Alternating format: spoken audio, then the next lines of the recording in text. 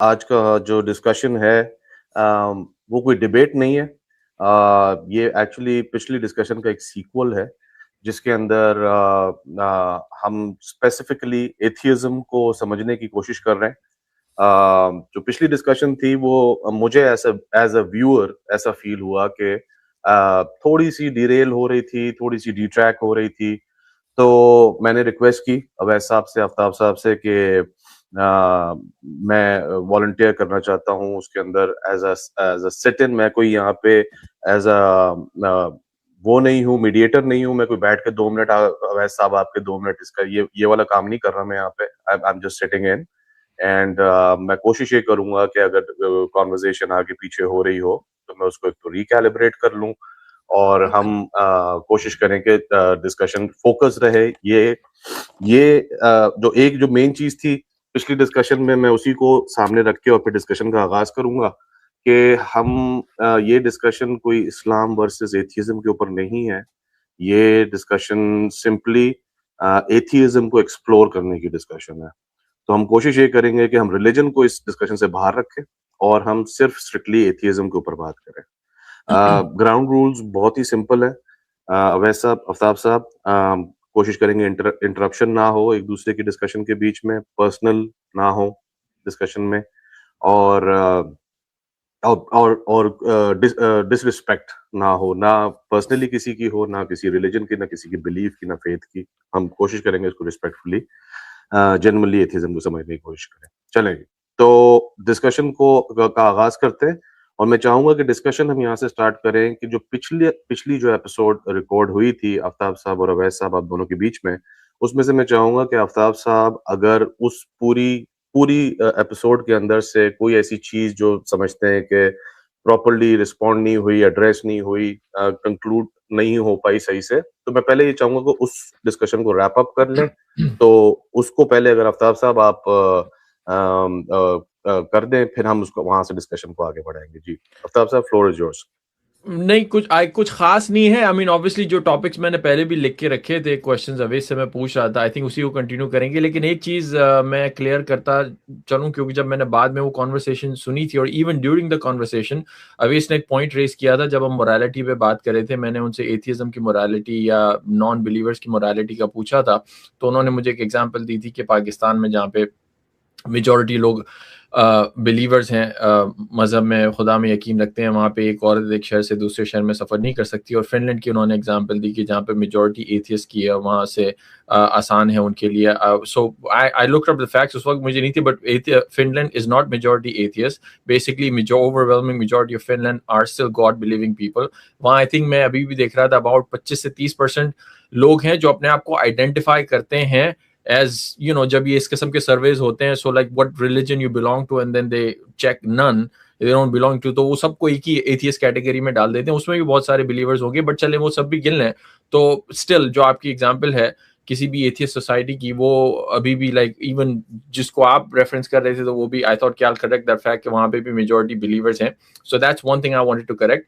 And let's just continue the subject. अगर Avesh wants to pick a topic कि जहाँ से हम उसको करेंगे, ऐसी को मोरालिटी को लेके चलना है, I'm open to that. So yeah, over to you Avesh and Basit साहब। तो वैसा अब अगर पहले आप की इस वाली बात को अगर रिस्पॉन्ड कर दें, फिर हम वहां से बात को आगे बढ़ाते हैं। जी जी, बहुत बहुत शुक्रिया बासित साहब, बहुत बहुत शुक्रिया आफ्ताब बोरका साहब। और मुझे पता है कि एक बंदा जो कि फैक्ट्स का बंदा हो, उसके सामने जब भी आप कोई चीज कोट करते हैं, आप उसके लिए रिस्पॉन्सिबल होते हैं। जहां तक मेरा मुताला है, उसके मुताबिक फिनलैंड की जो मेजॉरिटी है वो अपने आप को चर्च गोइंग पॉपुलेशन के तौर पर आइडेंटिफाई नहीं करती है। और फिनलैंड के अंदर जो रिलीजन का डिक्लाइन है वो बहुत ज्यादा एविडेंट है। अगर परसेंटेज के लिहाज से कुछ ऊपर नीचे है, तो मैं अपनी एग्जाम्पल को रिप्लेस कर देता हूँ। फिनलैंड की जगह आप चाइना लगा दें कि अगर एक औरत जो है बीजिंग से शंघाई तक, या चाइना के ईस्ट कोस्ट से चाइना के वेस्ट कोस्ट तक अगर रात के अंधेरे में अकेले भी ट्रेवल करेगी, तो उसको खतरा जो है एक गॉड बिलीविंग सोसाइटी से बहुत ज्यादा कम होगा। और ये एक सिर्फ और सिर्फ ये एक मुआशरे का रवैया होता है, क्योंकि मुआशरे के रवैये जो होते हैं वो इस बात के अक्कास होते हैं कि आप अपने खुदा से कितना डरते हैं। अगर वो वोल्टायर कहा करता था कि a single God spares 1,000 policeman, उसके बावजूद अगर आपको पाकिस्तान में जगह जगह नाकों की जरूरत है, पाकिस्तान में जगह जगह लॉ इन्फोर्समेंट की जरूरत है, और उसके बावजूद पाकिस्तान की जो ओवरवेलमिंग मेजॉरिटी है वो रिलीजियस है और चाइना की ओवरवेलमिंग मेजॉरिटी रिलीजियस नहीं है, तो ये एक सीरियस क्वेश्चन है।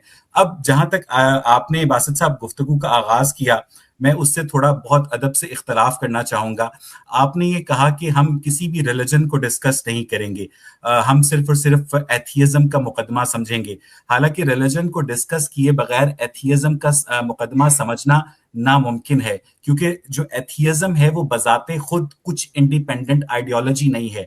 एथियज्म सिर्फ और सिर्फ रिलीजन का इनकार है। ठीक है, जब एक रिलीजन उठकर हमसे कहता है कि हमारे पास इस बात का इल्म है कि इस कायनात का कोई क्रिएटर है और उस क्रिएटर ने इस कायनात को अदम से बनाया है, तो जो भी बंदा उस रिलीजियस आइडियोलॉजी को लैक ऑफ एविडेंस की वजह से रिफ्यूट करता है तो वो एथियस्ट होता है। ठीक है, ये थियस्ट का इनकार है, ये एथियज्म है। So without religion you can not comment on atheism. और जहां तक रही बात ये कि आप अपने अल्लाह ताला के ऊपर कोई गुफ्तगू नहीं करेंगे, अपने इस्लाम के ऊपर कोई गुफ्तगू नहीं करेंगे, तो मुझे कोई एतराज नहीं है, आप लोग बेशक मत करें। It's entirely up to you. आप प्योरली आप फिलोसॉफिकल पॉइंट ऑफ व्यू से बात कर लें, आप purely scientific point of view से बात कर लें, आप एंथ्रोपोलॉजिकल पॉइंट ऑफ व्यू से बात कर लें, लेकिन एक चीज जो मुझे समझ नहीं आती है कि बीइंग अ बिलीवर इन अल्लाह क्या चीज है, क्योंकि जो आपको अपने अल्लाह ताला पर गुफ्तगू करने से रोकती है। मुझे नहीं समझ आती कि अगर आपके अंदर एक फेयर कन्विक्शन है, एक फर्म कन्विक्शन है कि इस कायनात को आपके अल्लाह ताला ने बनाया है, उस अल्लाह ताला ने अंबिया को मबूस किया है, उस अल्लाह ताला ने किताबें उतारी हैं, आपकी गाइडेंस की है, शैतान को तख्लीक किया है, नेकी और बदी को तख्लीक किया है, तो उस अल्लाह आप लोगों का बिलीफ है। सो आप उस अल्लाह के ऊपर गुफ्तगू करने से हिचकिचाते क्यों हैं बासित साहब और आफ्ताब साहब? ये सवाल मुझे समझ नहीं आता। मैं इसमें एक बार ओके गो अहेड।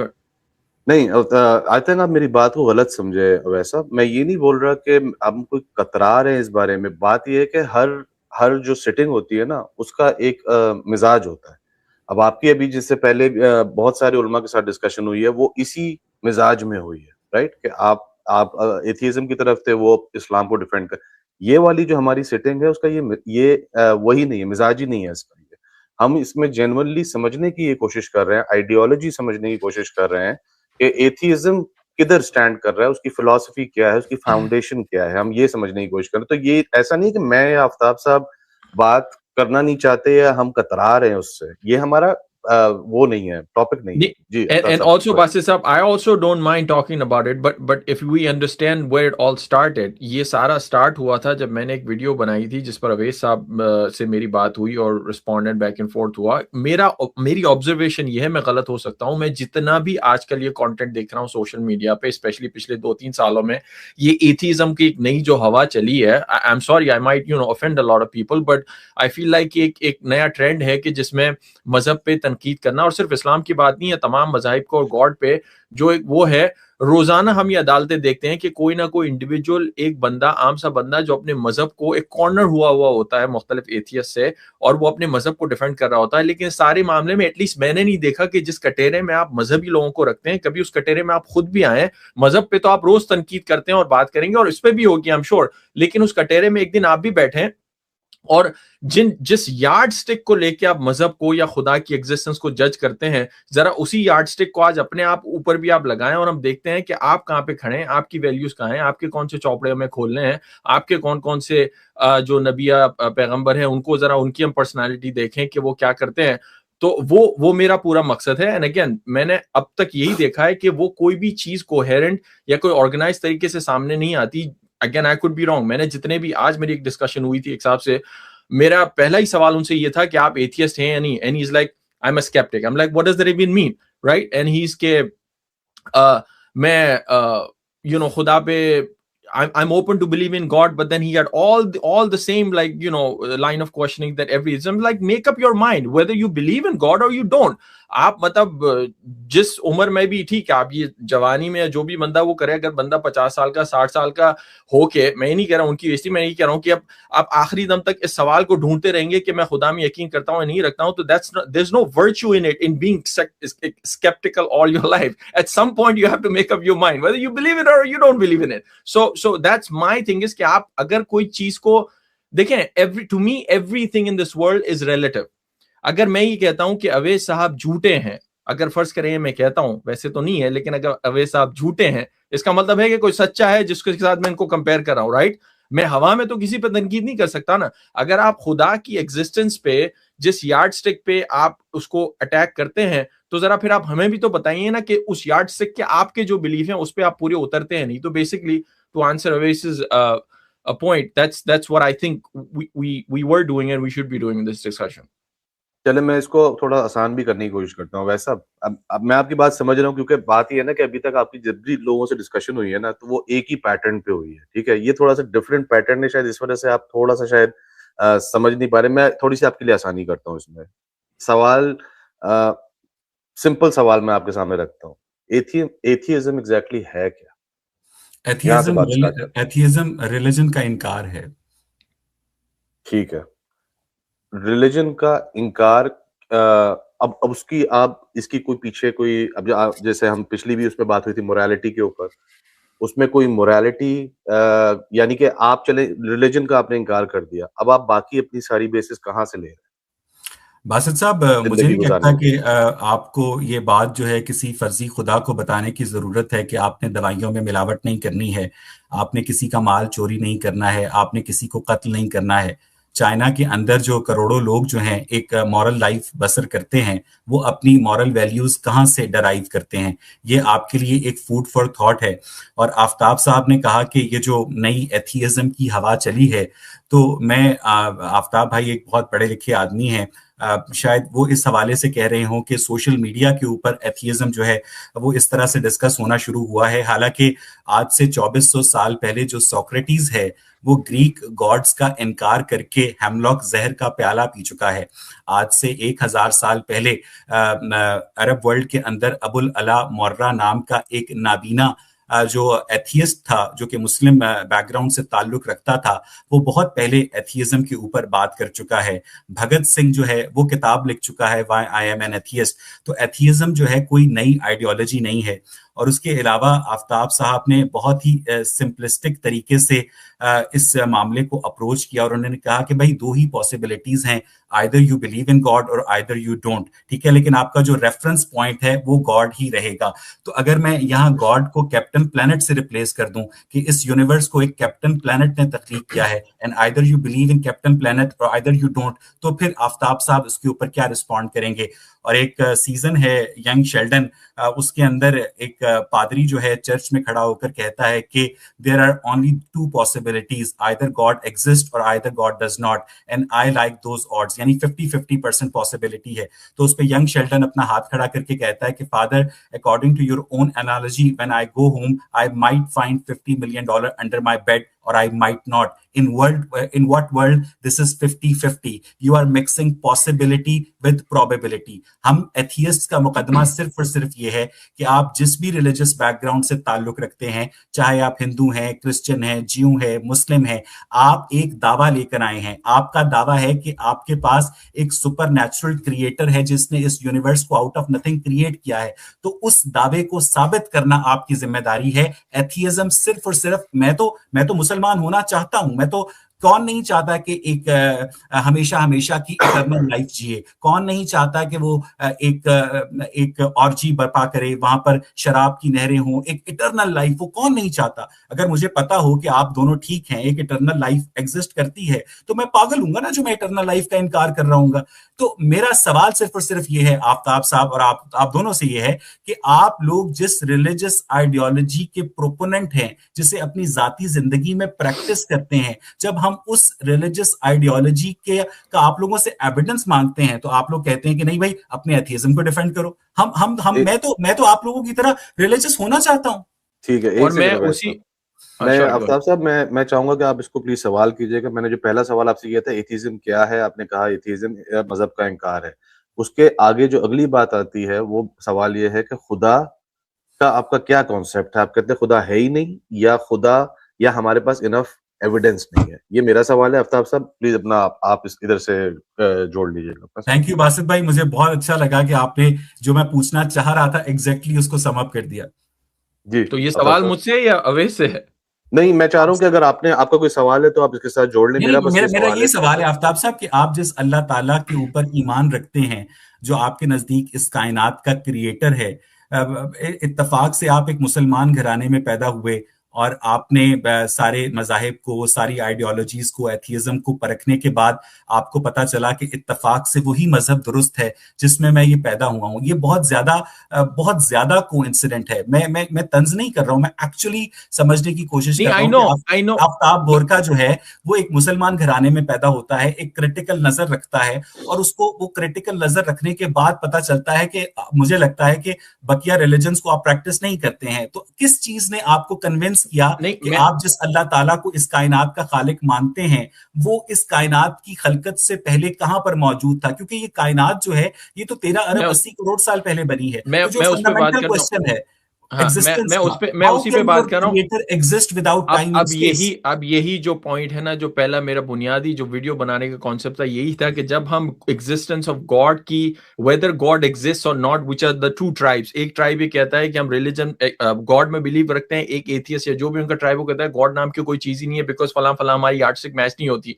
ये फौरन उसी डिस्कशन से अब बात रिलीजन पे ले जाते हैं, which is the next step. Just because I believe in God, now I have to prove to you कि मेरा रिलीजन सही है या नहीं है, और मैं निटी-ग्रिटी और डिटेल्स में जाऊं। तो ये इस तरीके से वो कॉर्नर करते हैं। मैं उस डिस्कशन में नहीं जाऊंगा। नहीं, let me finish my point. The point I'm trying to make initially too, कि ये जो स्केप्टिसिज्म का ये जो मामला है ना, मैं ये कहता हूं बजाहिर ये एक कोई ऑनेस्ट सा बचकाना क्वेश्चन हमारे सबके जहन में कि जी मैं तो खुदा की जुस्तजू में ये वो निकल रहा हूं।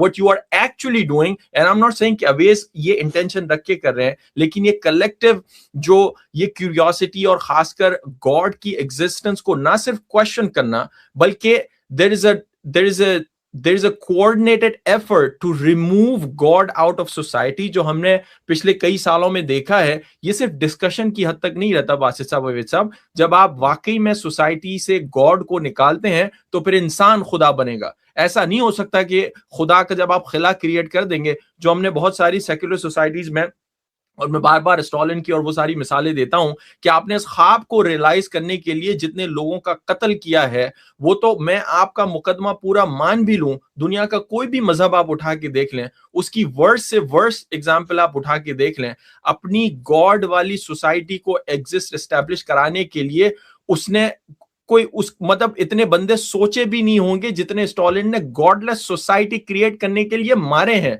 तो अगर हम दोनों को एक सेकंड के लिए भी रूथलेस समझ लें, तो आपके सामने तो जो रिलीजियस सारे इविल्स हैं वो तो बचकाना है कंपेयर टू एथियस्ट इविल्स।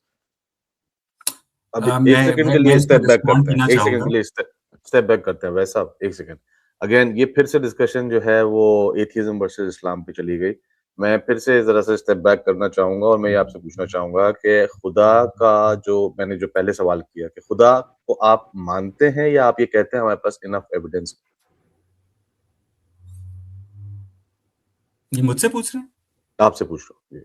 नहीं, मैं आप जिस खुदा का तारुफ हमसे करवाते हैं, मैं उस खुदा को नहीं, किसी भी खुदा का नहीं, मैं किसी भी खुदा को नहीं मानता। मैं किसी भी खुदा को नहीं मानता। एग्जैक्टली हमारे पास जिस खुदा का तसव्वुर किसी भी मजहब ने हमारे हवाले किया है वो इंतहाई बचगाना तसव्वुर है।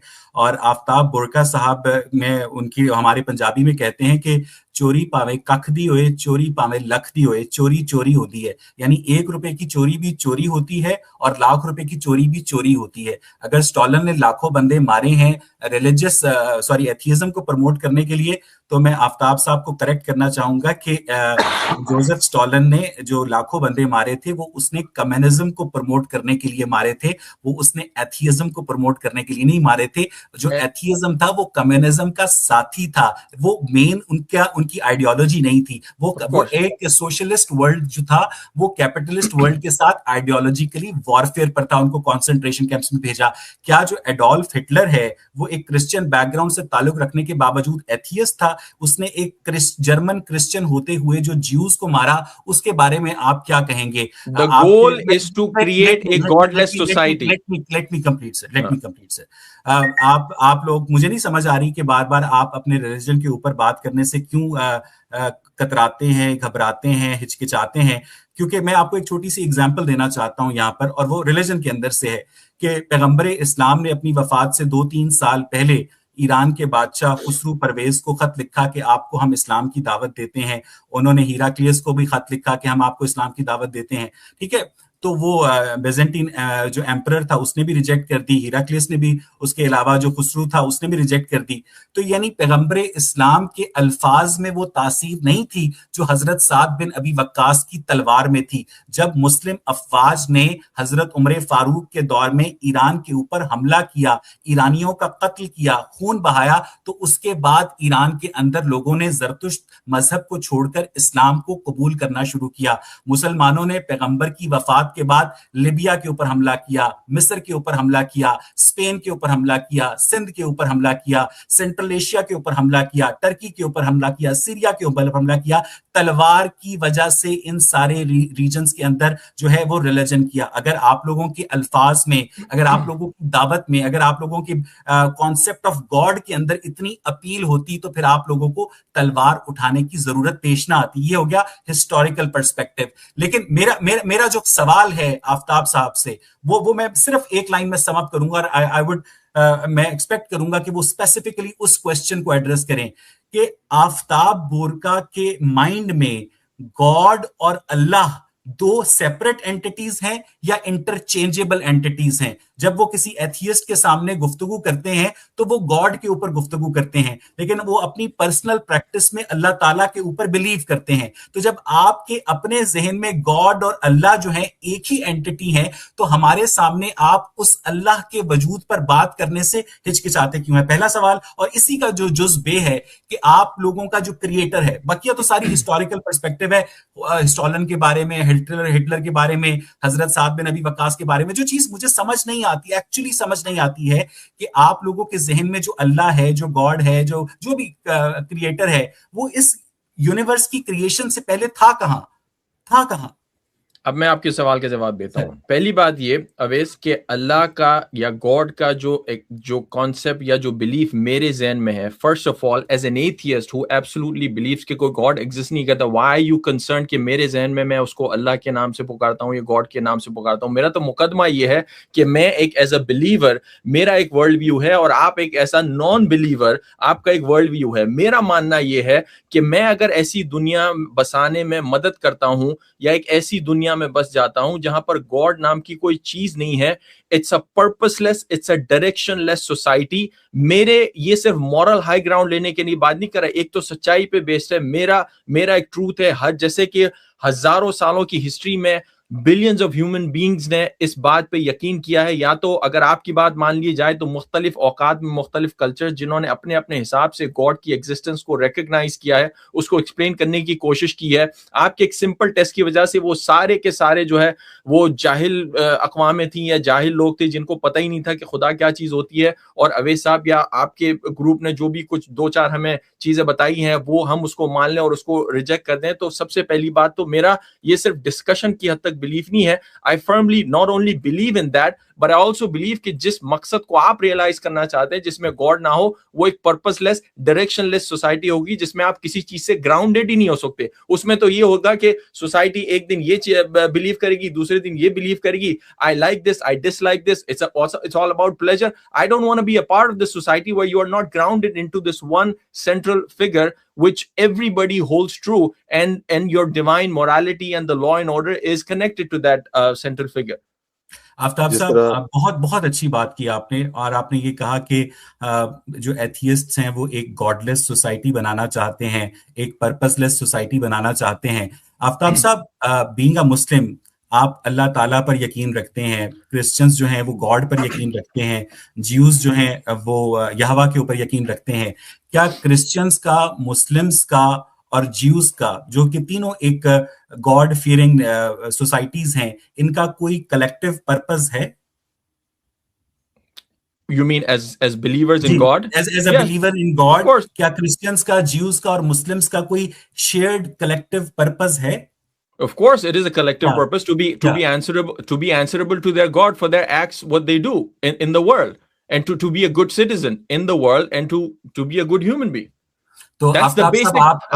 आपके लिए बहुत ही बेसिक और ये एवोल्यूशनरी कोई सिग्नल होगा, बट मेरे लिए बहुत इंपॉर्टेंट है, because it keeps me as a human being and my entire society grounded in one direction, and we're not going into multiple directions if I were a godless society. What is the proof of existence of that God? Again, you're coming into the proof of existence of God. वही आप playbook follow करेंगे। जब मैं आपको as an atheist को, अच्छा जब उसी पे ही बात कर लेते हैं, मैं दोबारा शायद थोड़ी सी चीजें रेपिटेशन होगी। मैं पहले भी आपको ये बता रहा था, जब मैंने करेंसी की एग्जांपल दी, जब मैंने कंट्री की एग्जांपल दी, जब मैंने आपको इमोशंस की एग्जांपल दी थी लास्ट टाइम, आप ही ये यार्डस्टिक हमारे पास ये चेकलिस्ट पूरी लेके आए हैं कि अगर तो कोई ऐसा खुदा है जो आप हमें कहते हैं, जो भी बिलीवर्स हैं, ये बॉक्सेस हमारी नजर में चेक नहीं होते, इसीलिए हम इस खुदा को नहीं मानते, ये हमारी लॉजिक कहती है। मैं आपसे कह रहा हूं कि खुदा की डिस्कशन को एक सेकंड अगर आप साइड में रखें, दुनिया में बहुत सारे ऐसे कॉन्सेप्ट्स हैं जो इस चेकलिस्ट को मीट नहीं करते, लेकिन उसके बावजूद उस पर आप यकीन रखते हैं, बिलीफ रखते हैं। तो जब आप इसको रखते हैं तो खुदा के वास्ते इंटेलेक्चुअल ऑनेस्टी दिखाकर फिर उसका भी दरवाजा खुला रखें, क्योंकि आप जिस यार्ड स्टिक से खुदा को रिजेक्ट करते हैं, फिर ये सारी चीजों को भी रिजेक्ट कर दें।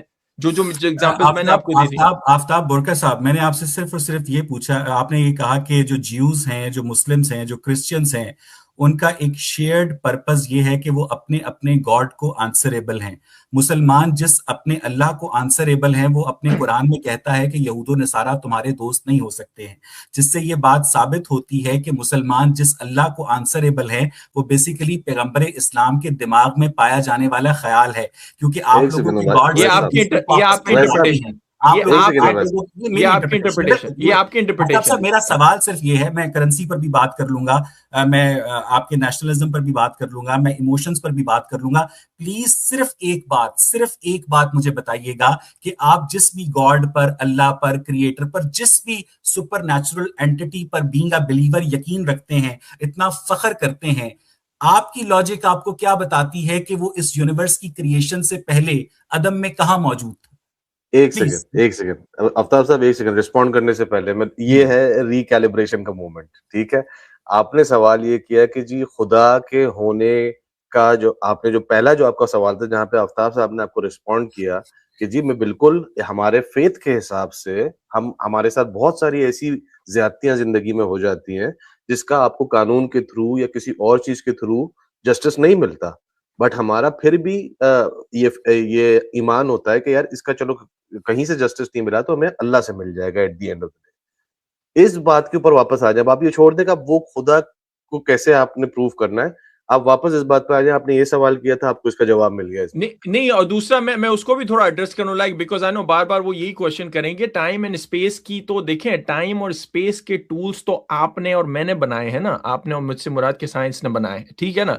मैं ये कहता हूं कि टाइम और स्पेस की जो आप एग्जिस्टेंस की आप यार्ड स्टिक सेट कर रहे हैं, जरूरी नहीं है कि उसी पैमाने पर जो क्रिएटर ऑफ द क्रिएटर है उसको उतरना है।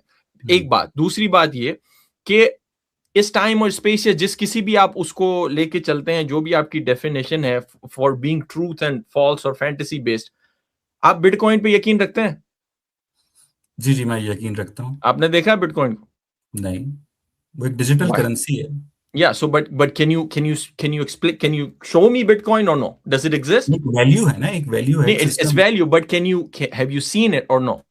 No.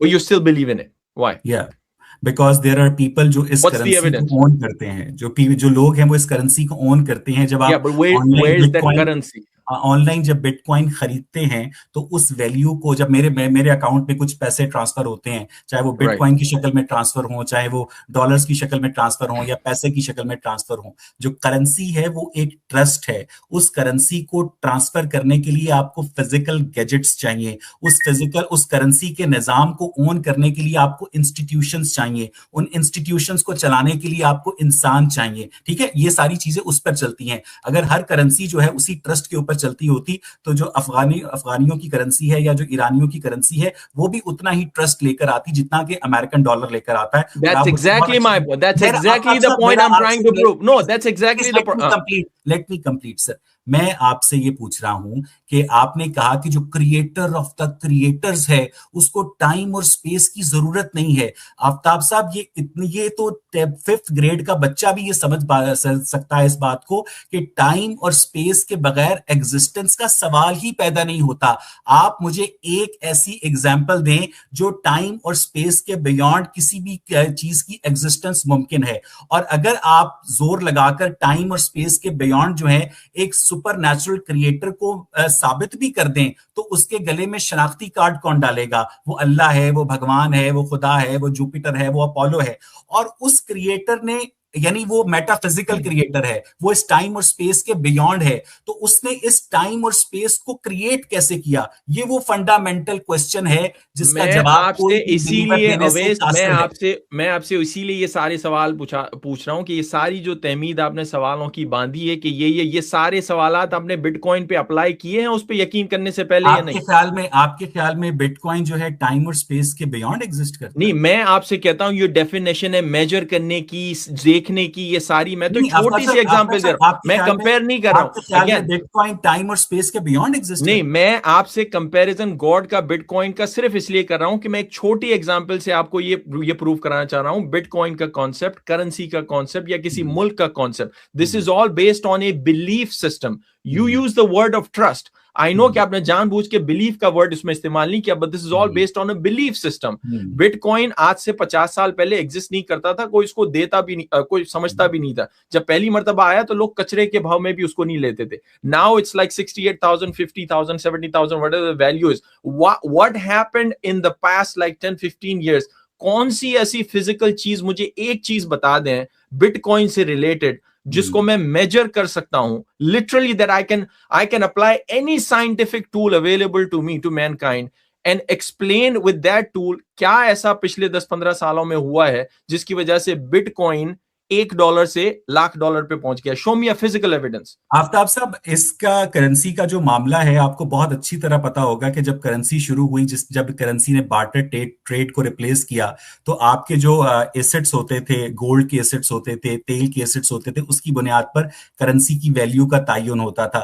दुनिया की कोई भी रिवायती करेंसी हो या दुनिया की कोई भी डिजिटल करेंसी हो, जो भी मुल्क या जो भी इंस्टीट्यूशन उस करेंसी को लॉन्च करता है, वो उसकी जो वैल्यू है उस इंस्टीट्यूशन की क्रेडिबिलिटी की वजह से, उस मुल्क की क्रेडिबिलिटी की वजह से एग्जिस्ट करती है। पहली बात तो ये बात अपने जहन से निकाल दीजिए कि जो डिजिटल करेंसी है, अगर उसको आप हवा में नहीं लिख सकते हैं तो वो एग्जिस्ट जो है विदाउट बिटकॉइन की वैल्यू किस चीज पे बेस्ड है? आफ्ताब साहब, आपका मामला, आफ्ताब साहब, लेट मी कंप्लीट। आफ्ताब साहब, लेट मी कंप्लीट। मैंने आपसे पिछली भी डिस्कशन में ये पूछा था, आप ये कह रहे हैं कि मैं बार बार बहुत चालाकी से बिलीफ को ट्रस्ट से रिप्लेस कर रहा हूं। मैं बिल्कुल चालाकी से बिलीफ को ट्रस्ट से रिप्लेस नहीं कर रहा हूं। मैं एक्चुअली ये समझता हूं कि आप सादा लोग मुसलमानों को बाकायदा क्या कहना चाहिए, उनके जज्बात से खेलते हैं जब आप उन्हें ये बताते हैं कि हमारे पास जो गॉड है वो भी टाइम और स्पेस के बियॉन्ड एग्जिस्ट करता है और हमारे पास बिटकॉइन जो है उसका भी कोई फिजिकल एविडेंस नहीं है। Bitcoin sir, let me answer. Basit साहब देख लें, मैं इसी के लिए था आप यहाँ बैठे हैं कि लेट मी आंसर। मेरे पास जो बिटकॉइन है वो किसी इंस्टीट्यूशन की ओनरशिप के बगैर वाकई रद्दी है, लेकिन जब तक उसको बिटकॉइन जारी करने वाला इंस्टीट्यूशन ओन करता है, उसकी वैल्यू जो है वो इंस्टीट्यूशन की क्रेडिबिलिटी का रिफ्लेक्शन है। लेकिन मैं आपसे जो सवाल कर रहा हूं, जिसके ऊपर आप बार बार जवाब देने से गुरेज कर रहे हैं, कि आप जिस फर्जी, मेरे नजदीक नजदीक जो फर्जी अल्लाह है, जो क्रिएटर है, जिसकी मौजूदगी के ऊपर आप कामिल यकीन रखते हैं। कार्ल सेगन कहता था कि I don't want to believe, I want to know. मैं मानना नहीं चाहता हूं, मैं जानना चाहता हूं। बल्कि आफ्ताब साहब, आपको तो चाहिए कि इस क्वेस्ट में आप मेरी मदद करें। मैं आपके अंदर वो जो एक हॉस्टिलिटी है, उसकी जगह मैं आपकी एक दोस्ती एक्सपेक्ट करता हूं। अगर आपको खुदा मिल गया है और मुझे खुदा नहीं मिला है, आप जन्नत में जा रहे हैं, आपके पास एक पुरसकून लाइफ आफ्टर डेथ है, तो बजाय इसके कि आप मुझ पर चढ़ाई करें, आपको चाहिए कि मेरी मदद करें उस खुदा तक पहुंचने में ना। आपको तो मिल गया है, यू आर सो लकी। तो आप आपको जो गॉड मिला है according to your own understanding, ठीक है, वो गॉड इस यूनिवर्स की क्रिएशन से पहले अदम में कैसे एग्जिस्ट करता था और उसने इस यूनिवर्स को कैसे क्रिएट किया। आफ्ताब साहब, ये वो फंडामेंटल क्वेश्चन है जिसमें अगर आप मुझे गाइड कर देंगे, मैं सवाल नहीं पूछ रहा हूं, मैं बीइंग अ स्टूडेंट, आप एक टीचर हैं, मुझे गाइड कर देंगे कि उसकी एग्जिस्टेंस टाइम और स्पेस से पहले कैसे थी और उसने इस यूनिवर्स को कैसे बनाया, तो मैं तो आपके साथ मिलकर खुदा के हक में नारे लगाऊंगा। अब मैं फिर वही कहता हूं, आपने फिर वही किया, मुझे बिटकॉइन का आपने जवाब नहीं दिया। आपने ये कहा कि कोई बिटकॉइन इंस्टीट्यूट, यही मेरा वो, कोई इंस्टीट्यूट बिटकॉइन बनाता नहीं है, ना ही कोई इंस्टीट्यूट बिटकॉइन रिलीज करता है। That is why I asked you repeatedly, you explain to me what Bitcoin is. सबसे पहली बात तो ये आपको भी पता है कि आपने फिजिकली नहीं देखा, ना ही कोई ऐसा साइंटिफिक टूल आपके पास अवेलेबल है जिसको आप मेजर कर सकें। मैं करेंसी की अब मुझे बोलने देना, ठीक है ना।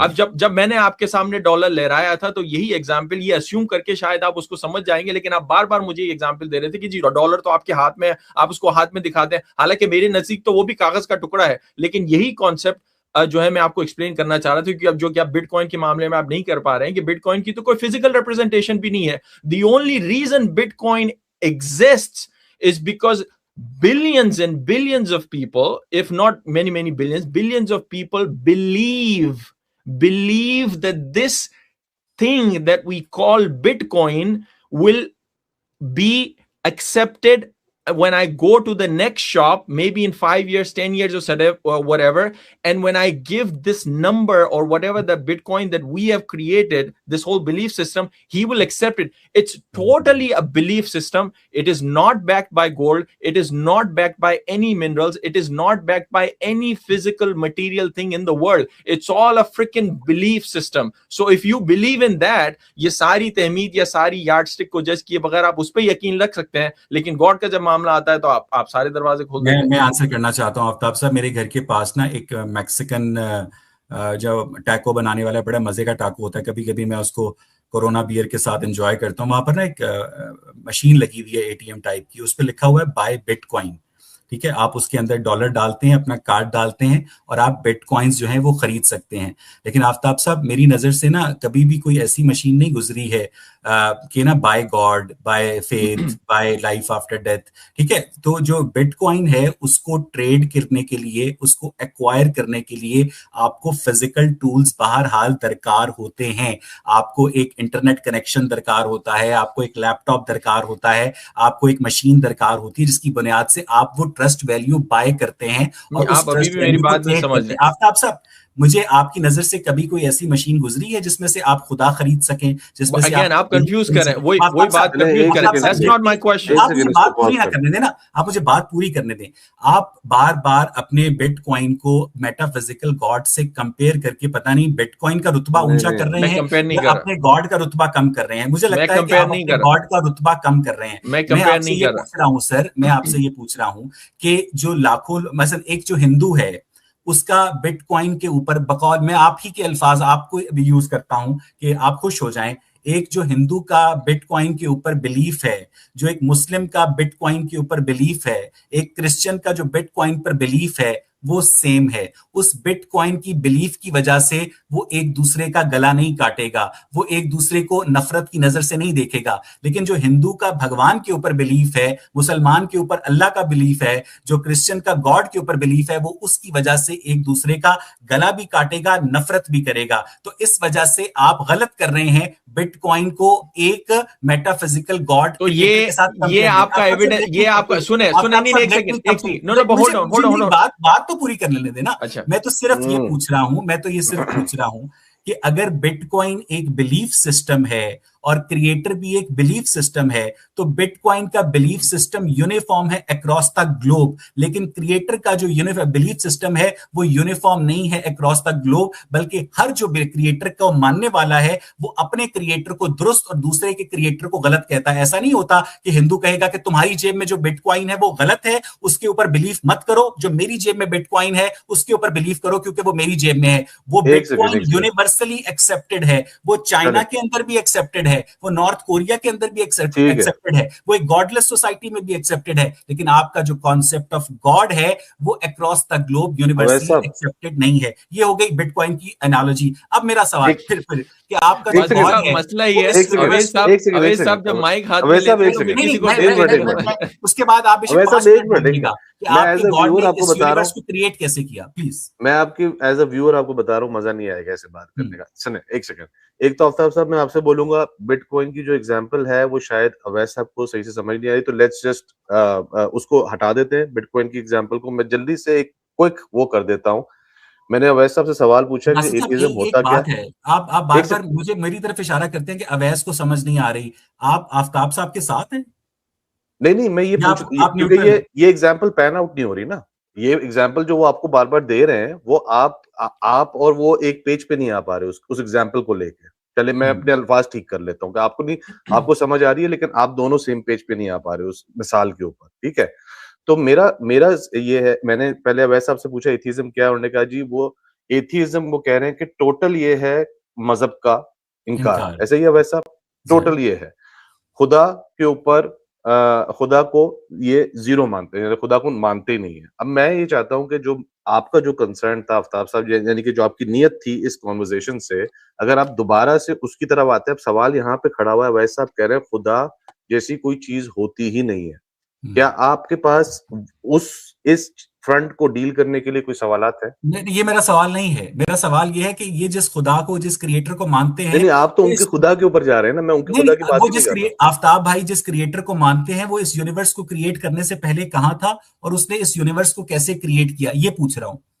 तो वैसा आपने तो बोला ना खुदा को मानती नहीं। टू बी ऑनेस्ट, नहीं बासित साहब, लेट मी आंसर दैट। एक तो सबसे पहली बात, मुझे भी पता है आप भी इतने बच्चे नहीं है, मैं भी इतना बच्चा नहीं हूं। आप इस असम्पशन से बात कर रहे हैं, आप इस असम्पशन से ये सवाल पूछ रहे हैं कि समहाउ अगर कोई आपको ये आके कोई साइंटिफिक टूल कलकोट के आला बना के ये पेश भी कर दे कि टाइम और स्पेस से पहले, जो कि again as far as I understand scientific की जो भी अब तक थ्योरी है बिग बैंग की, यू आप अस्यूम कर रहे हैं कि उससे पहले टाइम एंड स्पेस एग्जिस्ट नहीं कर सकता, कि there is multiverse and lots of theories.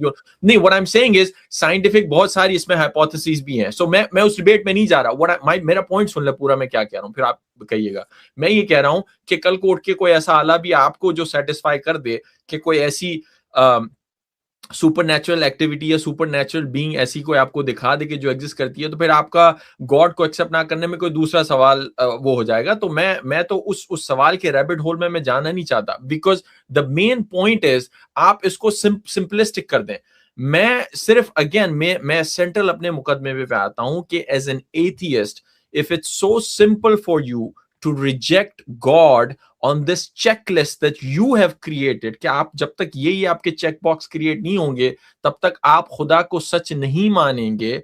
उसी चेकलिस्ट को चेक करते हुए आप दुनिया की दूसरी सच्चाइयों को क्यों मान लेते हैं या दूसरे कॉन्सेप्ट को क्यों सच मान लेते हैं? जैसे मैं आपको बिटकॉइन और बाकी मिसाल देता हूं, लेकिन ऑब्वियसली वो हमारे एक पॉइंट पे आके स्टक हो जाता है। So I think that's my explanation कि कोई ऐसा साइंटिफिक टूल भी आए तो वो अपने ही क्रिएटर को बनाने वाला एक्सप्लेन कर ले, या लोगों ने मुख्तलिफ तरीके से लैंग्वेजेस से भी एक्सप्लेन किया है, तो वो आपको वो जवाब मिल जाएगा तो आप दूसरा करेंगे। I think let's move on to I mean आप इसको रिस्पॉन्ड कर लें। हां, आप रिस्पॉन्ड कर लें। Let's move on to other subjects because वो आफ्ताब साहब अंग्रेजी में कहते हैं कि when we will reach the bridge we will cross the bridge. जब कोई ऐसा साइंटिफिक इंस्ट्रूमेंट दरियाफ्त हो जाएगा जिसके जरिए ये बात जो है पॉजिटिवली साबित की जा सके कि टाइम और स्पेस के बियॉन्ड एग्जिस्टेंस पॉसिबल है, तो मुझे तो कोई आर नहीं है आपके क्रिएटर को मानने में। मेरा सवाल क्या है? मेरा सवाल ये है कि इस वक्त आज 30 मार्च 2026 को पाकिस्तान में 31 मार्च हो चुकी है। आफ्ताब बुरका साहब जो हैं वो टाइम और स्पेस के बियॉन्ड जिस क्रिएटर की मौजूदगी पर यकीन रखते हैं, मैं तो आपकी चार्टेड टेरिटरी में जाना चाहता हूं। मैं अभी अनचार्टेड टेरिटरी में, मैं आपकी चार्टेड टेरिटरी जिसको आप एक्सप्लोर कर चुके हैं, आप अपने आप को तन्हाई में कैसे सेटिस्फाई करते हैं कि आफताब इस टाइम और स्पेस की क्रिएशन से पहले जो क्रिएटर है वो कहां पर मौजूद है? क्या आपकी लॉजिक आपको ये मानने पर मजबूर करती है कि टाइम और स्पेस की बियॉन्ड एग्जिस्टेंस पॉसिबल है? अगर तो करती है तो ठीक है, यस, और आफताब साहब ये बात साइंटिफिकली जो है वो पॉसिबल नहीं है, टाइम और स्पेस के बियॉन्ड एग्जिस्टेंस, पहली ये बात। आप कह रहे हैं, मैं कह रहा हूं, बिल्कुल मैं कह रहा हूं, आप आपके नजदीक टाइम और स्पेस के बियॉन्ड एग्जिस्टेंस पॉसिबल है। मैं इस पर कोई डिबेट ही नहीं कर रहा, कैसे पॉसिबल है मुझे नहीं समझ आती। जो मेरा सबसे बड़ा हर्डल है, क्योंकि एग्जिस्ट करने के लिए एग्जिस्टेंस का जो लफ्ज है वो टाइम और स्पेस का मोहताज है। टाइम और स्पेस के बियॉन्ड जो है वो नॉन एग्जिस्टेंस है। मैं ये भी मानने के लिए तैयार नहीं हूं कि the universe came out of nothing. मैंने ये कब कहा? मैंने पूरी डिबेट में एक दफा भी कहा कि the universe came out of nothing? हम तो ये कहते हैं कि इस यूनिवर्स की रीजन हमें मालूम नहीं है। हम तो एक ऑनेस्ट पोजीशन पर खड़े हैं। मैंने इस पूरी डिबेट में एक दफा भी नहीं कहा कि the universe came out of nothing. हमें ये होली ग्रेल है नॉलेज का, साइंस का, फिलॉसफी का, विजडम का, जिस तक दुनिया के लोग पहुंचने की कोशिश कर रहे हैं। मेरा सवाल यह है कि आपके जहन में जो क्रिएटर है, जो टाइम और स्पेस के बियॉन्ड एग्जिस्ट करता है, उस क्रिएटर ने इस टाइम और स्पेस को क्रिएट कैसे किया आफ्ताब साहब? और क्या उस क्रिएटर के ऊपर दुनिया के तमाम बिलीवर्स जो हैं मुत्तफिक हैं? ये मेरा सवाल। आफ्ताब साहब, इसको थोड़ा सिंपली, वैसे मैं भी थोड़ा सा ऐड कर दूं, जो अभी तक मुझे अवैध साहब की बात समझ आई है, वो कहते हैं खुदा तो है ही नहीं, पहली चीज तो ये। और दूसरी बात ये, वो कहते हैं कि जो आप जिसको खुदा क्लेम कर रहे हैं उसकी आपकी बेसिस को वो जानना चाह रहे हैं, जिसमें एक सवाल ये टाइम एंड स्पेस वाला है, तो वो बेसिकली ओरिजिनली खुदा पे मानते ही नहीं है। वो कह रहे हैं अगर आप किसी को खुदा मानते हैं उसका बताएं। अगेन अवेज का मुकदमा यही है ना कि जब तक सारे खुदा में मानने वाले जो मुख्तलिफ मज़ाहिब में बिलीव रखते हैं, जब तक वो किसी कोई एक यूनिवर्सल इंटरप्रिटेशन, डेफिनेशन, खुदा की एक्सप्लेनेशन तब तक नहीं आ पाएंगे, तब तक इनके जहन में खुदा एग्जिस्ट कर ही नहीं सकता।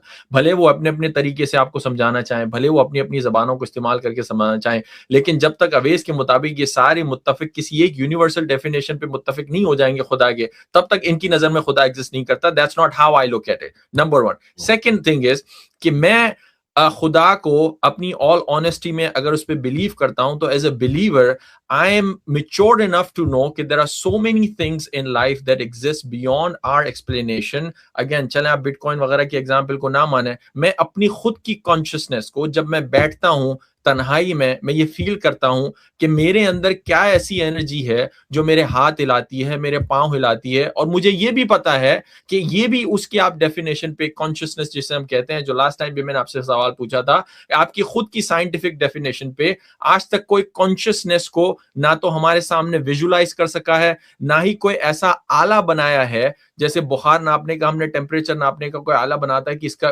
कि इतना बुखार है, ये वो कोई कॉन्शियसनेस को कोई आपको मेजर कर ले। Consciousness is also a reality for every single breathing human being, but your scientific tools cannot explain it. So should I just reject it and say that I don't exist? आप अगर उस warm hole में या deep hole में जाएंगे, there are so many things I as a human being, even एक average पढ़ा लिखा ह्यूमन बीइंग भी अगर मैं इसको एक्सप्लेन नहीं कर सकता, तो इसका मतलब ये नहीं है कि 10-20 अरब बच्चे जो अब तक इस दुनिया में आ चुके हैं, वो सारे के सारे आके अवेश भाई को एक्सप्लेन करेंगे, और जब तक वो खुदा को टाइम और स्पेस से एक्सप्लेन नहीं कर पाए तो उनकी रियलिटी तो एग्जिस्ट ही नहीं करती, वो तो सारे झूठ बोल रहे हैं। तो I refuse to believe in that scenario. मैं समझ गया। सबसे पहली बात तो ये है कि आफ्ताब साहब ने बड़ी खूबसूरत बात की कि वो अपनी जो कॉन्शियसनेस है उसको एक्सप्लेन नहीं कर सकते हैं without the existence of creator. और आफ्ताब साहब जो हैं वो जो अपने ख्यालात के दरमियान जो तवाजुन है, बहुत खूबसूरत वीडियोस बनाते हैं, बहुत अच्छी गुफ्तगू करते हैं, उसको एट्रीब्यूट कर रहे हैं टुवर्ड्स गॉड। यानी आफ्ताब साहब के ख्याल में जो कॉन्शियसनेस है वो एक क्रिएटर की देन है। तो आफ्ताब भाई, मैं आपकी तवज्जो, मैं ये नहीं कह रहा कि आप अपनी तरफ से आप कुछ चीजों को मैनिपुलेट करने की कोशिश कर रहे हैं, आप बिल्कुल ठीक जो समझते हैं वही कह रहे हैं। मैं आपकी तवज्जो जो है, आपके अंदर जो कॉन्शियसनेस है, जो तरतीब है, जो नज्म है, जो ज़ब्त है, उसको एट्रीब्यूट कर रहे हैं गॉड से। इस दुनिया में बहुत सारे करोड़ों बच्चे जो हैं वो विदाउट कॉन्शियसनेस पैदा होते हैं, वो पागल पैदा होते हैं, बड़े होकर कॉन्शियसनेस लूज कर देते हैं, पैदाइशी तौर पर उनकी डेथ हो जाती है, हेमोफीलिया के साथ पैदा होते हैं, थैलेसीमिया के साथ पैदा होते हैं, जेनेटिक डिसऑर्डर्स के साथ पैदा होते हैं। इस दुनिया के अंदर जो ह्यूमन बीइंग्स के अंदर कॉन्शियसनेस और तवाजुन है, अगर उसे आप अपने क्रिएटर को एट्रीब्यूट करते हैं, तो इस दुनिया के अंदर जिन लोगों के पास कॉन्शियसनेस का तोहफा नहीं है, जिनके अंदर जेनेटिक डिसऑर्डर्स हैं, जिनके अंदर वो तरतीब, नज्म और जब्त नहीं है, तो क्या उसको भी आप अपने गॉड को एट्रीब्यूट करेंगे? अच्छी चीज है तो आप अपने गॉड को एट्रीब्यूट कर देते हैं, लेकिन जो बुरी चीजें हैं उनके लिए आप फिजिकल कॉजेज ढूंढते हैं। इसको कहते हैं चेरी पिकिंग, इसको कहते हैं मीठा मीठा हप, कड़वा कड़वा थू। इसके ऊपर रिस्पॉन्ड। और आपने बताया आपके क्रिएटर ने इस यूनिवर्स को क्रिएट कैसे किया था। नहीं, वो तो ठीक है। मैं ये कह रहा हूं कि वो आप ये अस्यूम कर रहे हैं कि जो मेंटली डिसेबल्ड है, जो भी के होते, कॉन्शियसनेस हर लिविंग बीइंग के अंदर कॉन्शियसनेस होती है। वो ये एक अलग बात है कि वो अपना फीलिंग्स या जो भी है वो एक्सप्रेस नहीं कर पाता, बट डोंट अस्यूम वायरसेस में कॉन्शियसनेस होती है। नहीं, मैं इंसानों की बात कर रहा हूं। नहीं सर, आपने मुझे let me finish my point मेरे भाई, because you gave me the example। ये एग्जांपल आपने मुझे दिया ना कि जो बच्चे पैदा होते हैं जब वो मेंटली स्टेबल नहीं होते, जो भी कॉन्शियसनेस उनमें भी होती है। ये अलग बात है कि वो अपने तरीके के एक्सप्लेन नहीं कर पाते। कॉन्शियसनेस हर लिविंग बीइंग में होती है, ठीक है ना। And nobody is a better judge of the consciousness than the person himself। नहीं, मैं आपसे क्या कह रहा हूँ, बैक्टीरिया में कॉन्शियसनेस होती है। अब आप मुझे फिनिश नहीं करने दे रहे मेरा पॉइंट। नहीं, क्योंकि सिर्फ आपने कहा कि हर लिविंग बीइंग में कॉन्शियसनेस होती है। मैं तो ये तो एक ब्रेकिंग न्यूज है, इस पर तो अगला फिजियोलॉजी का मेडिसिन का आपने मुझे इंसानों की मिसाल दी। अभी आपने मुझे कहा कि हर लिविंग बीइंग में कॉन्शियसनेस मैं इंसानों में फिलहाल क्या चिंपैंजीज जो होते हैं उनमें कॉन्शियसनेस नहीं होती? क्या डॉल्फिन्स जो होती हैं जो प्लेजर के लिए सेक्स करती हैं उनमें कॉन्शियसनेस नहीं होती? हर लिविंग बीइंग में, जो हम लिविंग की बात करें, कॉन्शियसनेस बैक्टीरिया में होती है। अगेन लिविंग बीइंग जिसको भी आप कहते हैं ना, उसके अंदर एक मेरी बात तो सुना है ना पूरी। अब वही आप मुझे अपना पॉइंट कंप्लीट नहीं कर देते। मैं बीच में बोलता हूं तो मुझे डंडी लेके वो मौलवी साहब की तरफ चुप करा देते। मैं ये कहता हूं अवेश कि कोई भी लिविंग बीइंग जो है, चाहे जानवर है या इंसान है या जो भी है, इवन साइंटिफिक तरीके से हमें पता है कि वो एक अपनी अवेयरनेस रखती है। They are self aware. Any living organism that self aware, चाहे वो, आपने मुझे मिसाल दी, आपने हालांकि ये बात की, मैं नहीं कहा कि जो मेंटली अनस्टेबल है, जो भी बच्चे होते हैं उनके अंदर कॉन्शियसनेस होती है, बिल्कुल उनके अंदर होती है। ये तो आप मुझे कह रहे हैं कि नहीं होती, आपने मुझे कहा था होती है। Anybody who self aware, who knows there is certain energy within their organism that moves them, that gives them all the thoughts, या जो भी उनकी एनर्जी है। मैं सिर्फ ये मिसाल आपको इसलिए दे रहा हूं, इसलिए बार बार आप कंफ्यूज कर रहे हैं कि ये reality, whatever that force is that's inside of me, that's making me talk to you right now। मैंने लास्ट टाइम भी आपसे पूछा था, आप मुझे कह रहे थे कि सारी चीजें उसकी रिफ्लेक्शन है। मैंने कहा रिफ्लेक्शन नहीं, मुझे एक्चुअल कॉन्शियसनेस वो बताओ। You cannot picture it, I cannot picture it, nobody can picture it, but so based on that, फिर अब तो हमें उसको रिजेक्ट कर देना चाहिए कि तो एग्जिस्ट ही नहीं करती। आपने बड़ी अच्छी बात की, बहुत अच्छा क्वेश्चन किया। दैट्स व्हाई मैं इस डिस्कशन को इंटेलेक्चुअल ऑर्गेज्म कहता हूं सर। आप जब गुफ्तगू कर रहे होते हैं ना, तो मैं सोच रहा होता हूं कि मैं आफ्ताब भाई के लिए कौन सी एग्जांपल, क्योंकि आपके थ्रू जो ऑडियंस है उनके आगे रखूं। आफ्ताब भाई, जो चाइनीज प्रेसिडेंट है शी जिनपिंग, उसके अंदर कॉन्शियसनेस है, वो जैसे भी उसका यूज करे। और जो इमाम काबा है उसके अंदर भी कॉन्शियसनेस है, वो जैसे भी उसका यूज करे, ठीक है। जो पोप है उसके अंदर भी कॉन्शियसनेस है, और जो हारिस सुल्तान है ऑस्ट्रेलिया में, उनके अंदर भी कॉन्शियसनेस है। जो कॉन्शियसनेस है वो एक इंसान को, चाइनीज प्रेसिडेंट को एथियस्ट बनाती है, हारिस सुल्तान को एथियस्ट बनाती है, इमाम काबा को मुसलमान बनाती है, पोप को क्रिश्चियन बनाती है। तो कॉन्शियसनेस जो है वो क्रिएटर के ऊपर यूनिफॉर्म जजमेंट्स नहीं ला पा रही है। ह्यूमन बीइंग्स की बात कर रहा हूं। पहले तो ये बात समझ लीजिए कि तमाम लिविंग बीइंग्स के अंदर कॉन्शियसनेस नहीं होती है। कॉन्शियसनेस हायर लिविंग बीइंग्स के अंदर होती है, लोअर लिविंग बीइंग्स के अंदर, लोअर एनिमल्स के अंदर एग्जिस्ट नहीं करती। उन्हें अपने शऊर का शऊर नहीं होता है। जो अपने शऊर, अपने वजूद का इदराक की निशानी टेस्ट केस ये होती है कि आप आईने में अपने आप को देखकर पहचान सकें, और बहुत सारी मखलूकात आईने में अपने आप को देखकर पहचान नहीं सकती हैं। अगर कॉन्शियसनेस ही यार्डस्टिक है, तो कॉन्शियसनेस की यार्डस्टिक चाइनीज प्रेसिडेंट में और इमाम काबा में क्रिएटर के मुतालिक डिफरेंट रिजल्ट्स क्यों प्रोड्यूस करती है आफ्ताब साहब? अगेन ये एज अ तो व्यूअर, आपने वही बात में कर दी ना, मैं उसका ये जवाब दे रहा हूँ कि अगर ये बेसिक एक second Aftab, let me add this again. वैसा ये आई थिंक जो फिर से आफ्ताब साहब जो है वो आई थिंक इन्होंने फिर से एक और एक एग्जांपल यूज की है कॉन्शियसनेस की। अब इसके ऊपर हम डिबेट पे चले जाएंगे किसकी कॉन्शियसनेस है किसकी नहीं है, ये टॉपिक नहीं है। वो अगेन जिस तरह पहले बिटकॉइन की मिसाल देके आपको एक मेटाफिजिकल चीज समझाने की कोशिश कर रहे हैं, अब वो कॉन्शियसनेस की मिसाल देके समझा रहे हैं। तो मैं ये चाहूंगा कि हम डिस्कशन को उस मिसाल, अगर आप कहते हैं कि यार नहीं ये मिसाल बैठती नहीं है, तो मैं ये चाहूंगा कि हम डिस्कशन को वहां से आगे बढ़ाएं, बजाय बहरहाल इसके मेरे कुछ उसी पे सवालात घूमते हमारे आई थिंक ऑलमोस्ट 1 घंटा होने वाला है। मेरे पिछले उसमें भी कुछ सवालात रह गए थे। If you guys allow me let's to get we into can. That. Avesh is that okay? जी आफ्ताब भाई, अच्छा, लेकिन अब मैं वो बताया नहीं कि आपके क्रिएटर ने यूनिवर्स कैसे बनाया। उसको अभी रहने देते हैं, अब हम अपने सवालों की मेरे क्रिएटर ने यूनिवर्स कैसे बनाया?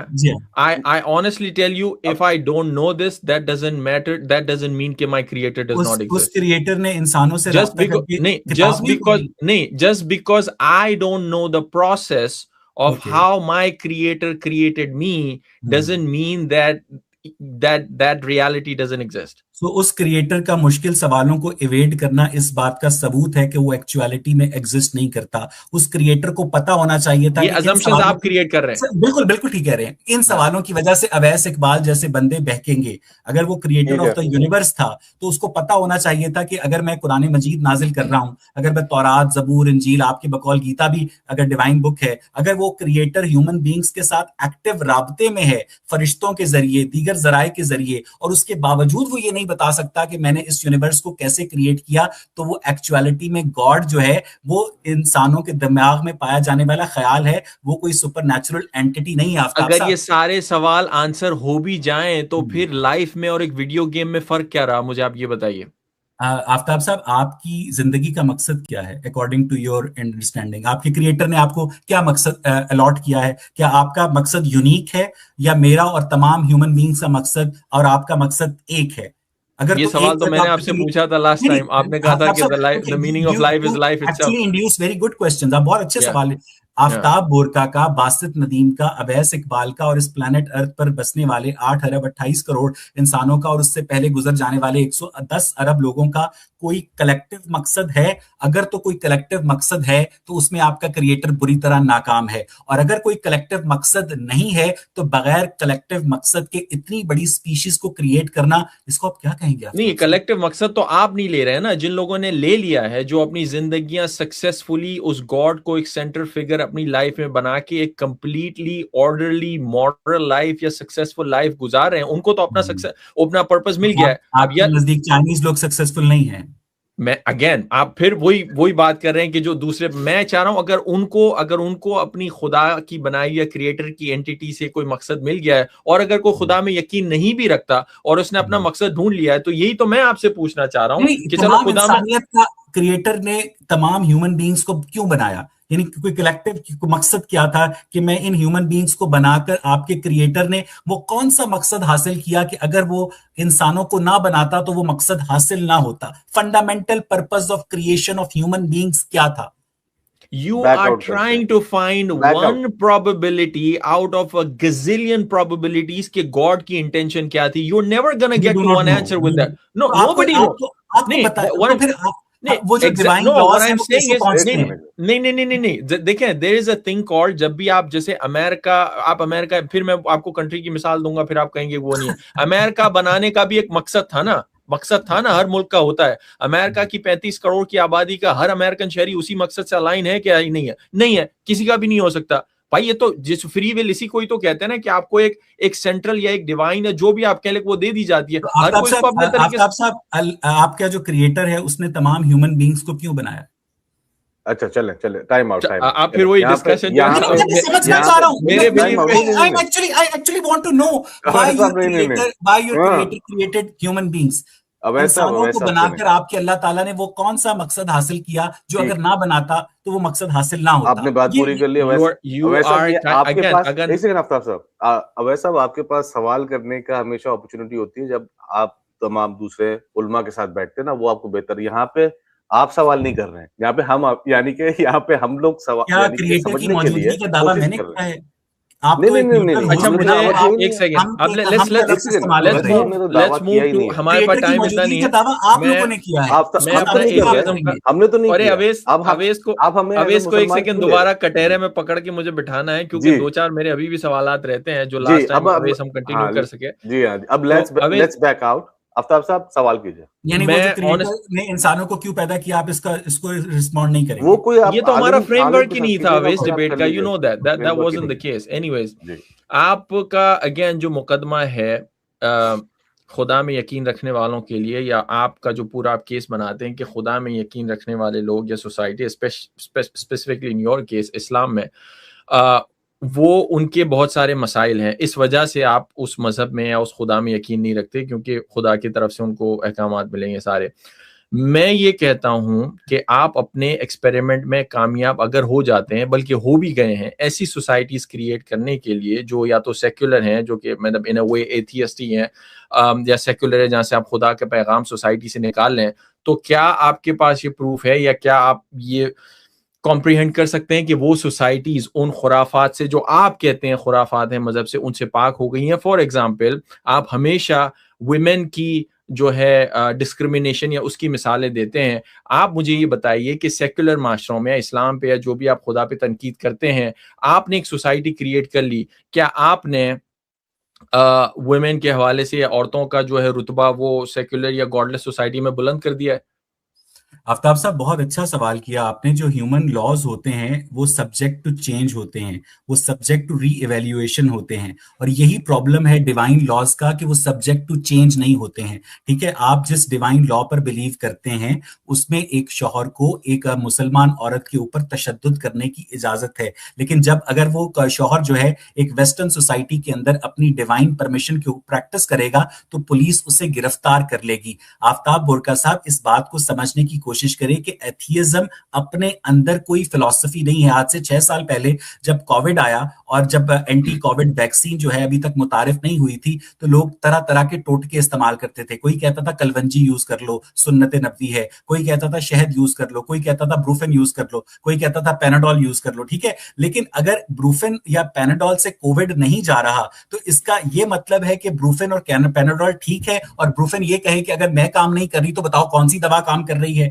अगर आपके पास इस बात नहीं है कि इस कायनात को बनाने वाला कौन है, तो आप हमसे ये जवाब क्यों मांग रहे हैं कि तुम बताओ कि इस कायनात को बनाने वाला कौन है? भाई, हम तो आपकी तरह उस तहय्युर को शेयर करते हैं, उस क्यूरियोसिटी को शेयर करते हैं। हम मजहबी रहनुमाओं की तरह झूठ नहीं बोलते हैं, और ना उस झूठ को बाय करते हैं कि कोई सुपरनैचुरल क्रिएटर है जो लोगों के साथ तन्हाई में राब्ते करता है, उनको डिवाइन लॉज देता है। मैं तो सिर्फ ये समझना चाह रहा हूं कि आप जिस क्रिएटर के ऊपर बिलीव करते हैं वो क्रिएटर आप तक डिवाइन लॉज तो पहुंचाता है, ताकि जो कि आपकी मोरालिटी को ग्राउंडेड रखता है, लेकिन वो डिवाइन लॉज अंधेरे में, तन्हाई में, किसी फरिश्ते के जरिए किसी बंदे को पहुंचा देता है, लेकिन वो आपको ये नहीं बताता है कि मैंने इस यूनिवर्स को कैसे बनाया, मैंने इस यूनिवर्स को क्यों बनाया, मैंने तमाम इंसानों को क्यों बनाया, यूनिवर्स को क्रिएट करने से पहले मैं टाइम और स्पेस के बियॉन्ड कहां था, मेरा नाम क्या था। फंडामेंटल क्वेश्चंस को एड्रेस किए बगैर आपको ऐसे लॉज ऑफ इनहेरिटेंस देता है जिसमें 100 रुपए भी बराबर तकसीम नहीं किया जा सकते कुरान के मुताबिक।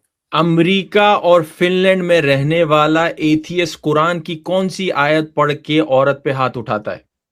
मैं अगर अमेरिका और फिनलैंड में रहने वाला कोई भी एथियस्ट जो है कुरान के वैसे किसी भी औरत पर हाथ उठाता है, मैं उस पर लानत भेजता हूं। लानत का सवाल no no no no no no no hang on उस आयत पर आप अपने उस कुरान की आयत को कंडेम करते हैं जो औरतों पर हाथ उठाने की इजाजत देती है। आपका मुकदमा पूरे इस्लाम से मेरी बात एक सेकंड बात मैं उस पर लानत भेजता हूं। नहीं, लानत में डिवाइन बुक है, लानत का गेम नहीं खेला, तशद्दुद की इजाजत देती है, हम लानत का आपको कंडेम करते हैं। हम लानत का पिंग पोंग नहीं खेल रहे। मेरी बात सुने, मैं आपसे कहता हूं अगर आपका पूरा मुकदमा ही यही है कि मजहब को इस सोसाइटी से निकालो क्योंकि औरतों का मुकदमा या औरतों का जो स्टेटस है इंप्रूव करना है, मजहब के रहते हुए, खुदा के रहते हुए औरत की को क्या कहते हैं इस्तेसाल जो भी होगा, तो भाई जो लोग मानते ही नहीं है वो कौन सा उसको एलिवेट करें? आप मुझे ये बताएं। मुझे आफ्ताब साहब, जो लोग मजहब को नहीं मानते हैं उन्होंने औरत का जायदाद में हिस्सा आधा नहीं रखा हुआ है।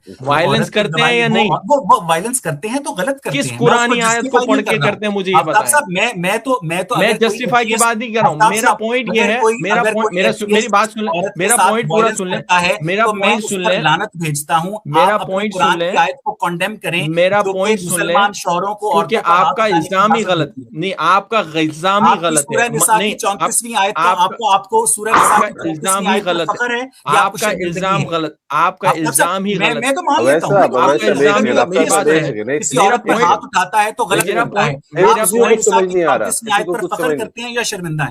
मेरा पॉइंट सुन ले, मेरा पॉइंट सुन ले, 34वीं आयत पर फख्र करते हैं या शर्मिंदा है? मेरा पॉइंट आप सुन ले, 1 मिनट आप साहब, 1 सेकंड। किसी को कुछ समझ नहीं आएगा इस तरह से, वैसा फ्रेमवर्क है ही नहीं है।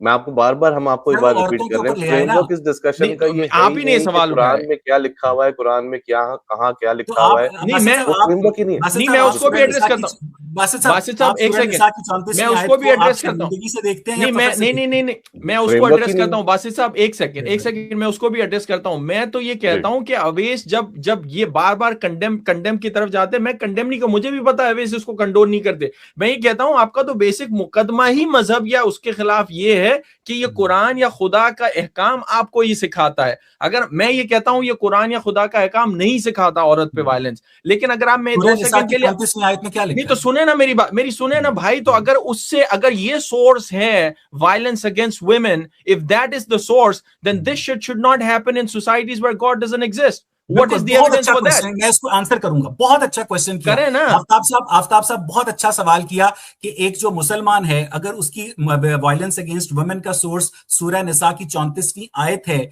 तो जो एथियस्ट है उसका वायलेंस अगेंस्ट वुमेन का सोर्स क्या है? वो तो कुरान को नहीं मानता, यही सवाल है ना आपका? हाँ, बहुत अच्छा क्वेश्चन है, बहुत लॉजिकल क्वेश्चन है। अब सुनिएगा, मैं इसका जवाब देने लगा हूं। एक जब एथियस्ट जो है वो एक औरत के ऊपर हाथ उठाता है, वायलेंस करता है, तो वो बाद में तौबा कर सकता है, वो पशेमान हो सकता है, वो शर्मिंदा हो सकता है। लेकिन जो मुसलमान है वो औरत के ऊपर वायलेंस करके शर्मिंदा नहीं होगा, क्योंकि उसको बताया जाएगा कि सूरह निसा की 34वीं आयत में तुम्हारे फर्जी रब ने तुम्हें इन औरतों के ऊपर तशद्दुद करने की इजाजत दी है। वायलेंस एथियस्ट करे गलत है, वायलेंस मुसलमान करे गलत है, लेकिन जो एथियस्ट की वायलेंस है उसका सोर्स वक्ती गुस्सा है, जिसको मैं जस्टिफाई नहीं कर रहा हूं, लेकिन वो बाद में रिपेंट कर सकता है। लेकिन जो मुसलमान है वो सूरह निसा की 34वीं आयत की वजह से अपनी वायलेंस को एक डिवाइन सेंटिटी देता है, जो कि इंतहाई गलत बात है। भी आप सबसे पहला तो ये अजम्पशन ही आपका गलत है। नहीं मेरी बात सुने, नहीं फखर है या शर्मिंदगी नहीं, आपका अजम्पशन ही गलत है कि जो नॉन मुस्लिम है वो बाद में शर्मिंदा होगा। ये आपको किसने बता दिया? नंबर 1। और दूसरा ये कि आपका पॉइंट, फिर आपका कंसर्न ये है कि बंदा शर्मिंदा हो रहा है, नहीं औरत पे वायलेंस होता रहे वो मसला नहीं, हमें बस गलत है औरत की that's what I am saying. इजाजत देता है, लेकिन आपका ये क्लेम है ऐसी नहीं है जो औरतों पर बीवियों पर तशद्दुद की आपका ये क्लेम, मेरी बात सुने, मैं उस पर भी बात करता हूँ, 1 सेकंड जरा तहम्मुल से। आपका ये क्लेम है कि ये चीजों की वजह से इस्लामी माशरों में या मजहबी माशरों में वो औरत पे जुल्म होता है, देयरफॉर अगर ये चीजें हम उस माशरे से निकाल दें तो औरत पे जुल्म होना बंद हो जाएगा बेसिकली। तो भाई वो तो हमने कर दिया ना, फिर उसको जरा एक्सप्लेन करें कि वहां से क्या निकालने की जरूरत है माशरों से। एक एथियस्ट जो है वो औरत के ऊपर अगर वायलेंस करता है तो उसे पुलिस गिरफ्तार कर सकती है, ठीक है। अगर एक मुसलमान जो है शोहर को, अगर एक मुसलमान को पुलिस गिरफ्तार करती है तो आप ये कह सकते हैं कि पुलिस ने उसको उसकी मजहबी तालीमात पर अमल करने से रोका है। और भाई आप जो हैं अमेरिका के अंदर इस बात को इंश्योर करते हैं कि आप अमेरिका के बहुत बड़े फैन हैं, you love the idea of America, और उस आइडिया ऑफ अमेरिका के अंदर ये दर्ज है कि इस धरती पर रहने वाला हर मजहबी शख्स अपने फेथ और अपने अकीदे के मुताबिक अमल करने में मुकम्मल आजाद है। अब मिशिगन के अंदर एक मुसलमान शौहर एक मुसलमान बीवी का फेंटा चाड़ता है और हमसाये जो है पुलिस को कॉल कर देते हैं, 911 पे कॉल कर देते हैं, पुलिस आती है और पुलिस जो है बीवी का जख्मी चेहरा देखकर जब शौहर को गिरफ्तार करने लगती है तो शौहर कहता है रुको, इससे पहले कि तुम मुझे अमेरिकन कॉन्स्टिट्यूशन के तहत गिरफ्तार करो, मैं तुम्हें अपने कुरान की सूरह निसा की 34वीं आयत दिखाता हूं जो मुझे मेरी बीवी पर तशद्दुद की इजाजत देती है। और इस मुल्क का कॉन्स्टिट्यूशन ये कहता है कि मैं अपने मजहब पर अमल पैरा होने में मुकम्मल आजाद हूं। तो मुझे ये बताइएगा कि अमेरिकन कॉन्स्टिट्यूशन और वो मजहबी किताब जो है आपस में टकराई कि नहीं टकराई? नहीं, मैं वही कह रहा हूं, कोई भी ये जस्टिफिकेशन, ये भी वायलेंस करने वाला इवन मुस्लिम भी, आई कुड बी रॉन्ग, वो ये देता ही नहीं, वो ये जस्टिफिकेशन यूनिवर्सल कह चुकी है कि आप बीवी को मार सकते हैं, हड्डी ना टूटे। आप वही ना, आप एक चीज अगेन फ्रेमवर्क वो है नहीं, वरना जो है इसका भी जवाब है ऐसी। और बाय द वे आप भी क्लोजिंग रिमार्क्स दे दें, because it's more than time, तो हम दोबारा बात कर सकते हैं, डिस्कशन कंटिन्यू कर सकते हैं। मुझे लग रहा है मेरे को 4 घंटे की जरूरत है। मुझे अच्छा लगता है, बट मैं जाने से पहले तमाम सुनने वालों को अपनी ऑल ऑनेस्टी में, आई थिंक ये बहुत ही बुरा इल्जाम है, और मैं किसी भी मजहब पे यकीन रखने वाली, ये सिर्फ बाकायदा इस्लाम पे नहीं, ये क्रिश्चियनिटी पे, बाकी उस पे भी होता है। मैं सबसे वो दरखास्त करता हूँ, आप ये जरा देख लें कि जहां तक स्पेसिफिकली वायलेंस अगेंस्ट वुमेन की बात है, वो आप खुद अपनी रिसर्च कर लें, किन किन माशरों में कितनी होती हैं। उसका रीजन हरगिज कोई स्क्रिप्चर नहीं है, उसका रीजन मर्द है, मर्द उस पे जुल्म करता है, और एक खास साइकोलॉजी है, एक खास जो भी कल्चरल प्रैक्टिस जो भी कहने वो उसकी वजह है। उसकी वजह कोई मजहबी कमांडमेंट नहीं है कि आयत को कंडेम करते हैं। अगेन आप अगेन उसको गलत कॉन्टेक्स्ट में ले जाएंगे। मैं ये कह रहा हूँ उसकी क्या है, सूरह निसा की 34वीं आयत का सही कॉन्टेक्स्ट क्या है? मैं मजहब पे इसीलिए आपसे डिस्कस नहीं करूंगा कि मैं अगेन बगैर किसी कॉन्टेक्स्ट को जाने के मैं इसीलिए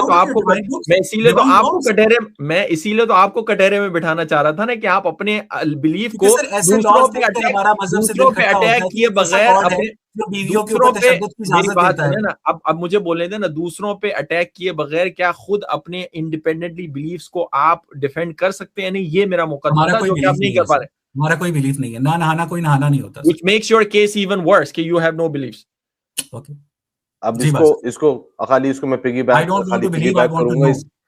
हाँ, बिल्कुल पिगीबैक करूंगा। देखें अवैस साहब, आपने भी जो बार-बार इसकी भी बात की ना, अगेन मैंने इसीलिए बोला ये फ्रेमवर्क नहीं है, नहीं तो इसके ऊपर भी एक्सप्लेनेशन है। और ये बिल्कुल आफ्ताब साहब सही कह रहे हैं कि ये जो आयात है इसका ये मतलब बिल्कुल नहीं है women against violence against women वाला।